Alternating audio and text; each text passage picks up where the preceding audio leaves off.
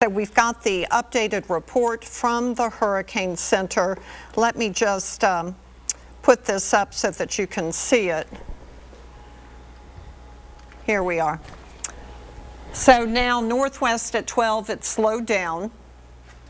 It was 13. The wind has come down a little bit, 145 from 150. That's not much. The pressure is up a little bit at 934. But anyway, you slice it. It is mean. I want to go to Grand Isle, don't you? I want to know how they are. And we have the police chief from Grand Isle here, Lane Landry. Lane, I have been so worried about you. I am going to put our radar into motion so people can see what you have been dealing with. Lane, what is the situation in Grand Isle right now? Hey, Margaret, how are you doing? It's Lane. I'm the former chief of police. I'm over here as a fireman now, as a lifelong volunteer fireman.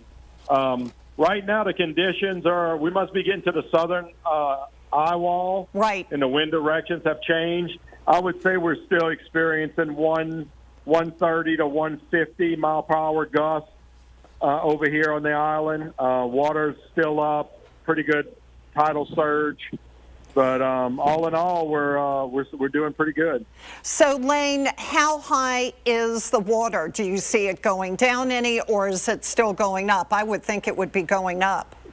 I've seen it go. It came up pretty high quickly, right? And then we watched it go down. It went down about 2 inches, and then now we have a wind direction change. So, but I would say on Highway 1 at the peak, we probably had 3 feet of water on Highway 1 where we're located. Okay, so 3 feet. How are the structures holding up there with the wind? The fire department where I'm at with Chief Joel Bradbury, this structure is post-Katrina. It's holding up very well.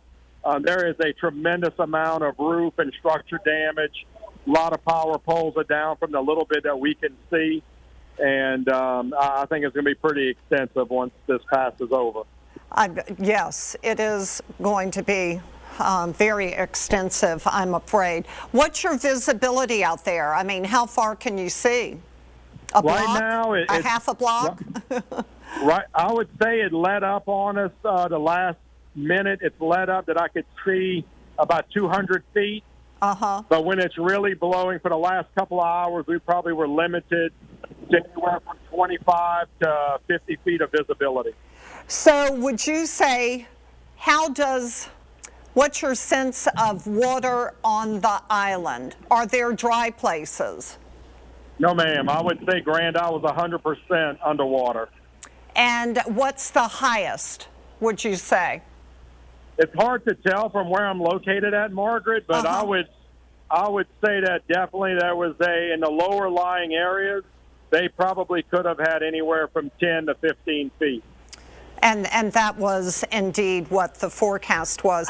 You know, briefly, we did see a camera, and I saw 2x4s going by. Do you have any indication that there are structures that are down or simply that they're damaged? Absolutely. We have structures around us that we know are damaged, a lot of roof damage, a lot of roofs missing. I was called by a friend of mine further to the west on Grand Isle.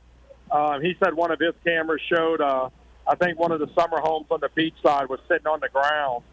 So we're expecting really, really heavy damages. How many people are there?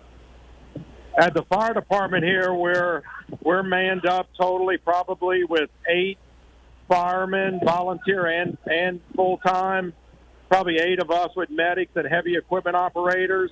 But I would say that probably close to 30 to 40 civilians stayed behind. And that's a concern we're having right now is to try to make sure they're all accounted for after this event passes. And so do you have any way of, oh, wow, look at this. We are seeing some footage that's coming in. I think this may be from Grand Isle Realty. I'm not sure. Do we know who this is from? It's showing water just pouring in. Can you see it, Lane? The footage? No, I can't. You can't. So you're pretty much blind on that matter. So some serious water moving in. Can you tell me, who knows where this is? I saw it earlier. That is, I know, but Grand Isle, what building is that? Well, somebody's home has serious water.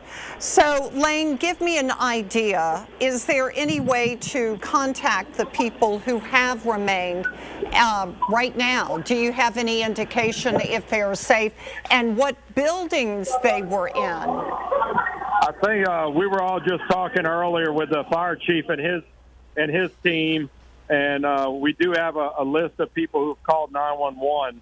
So I know there's a queried list of people that have called in and where they're located.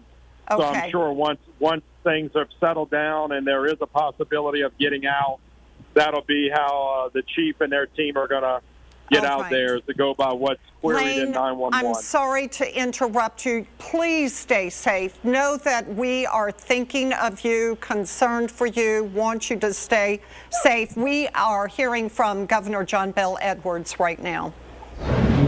Well, wherever you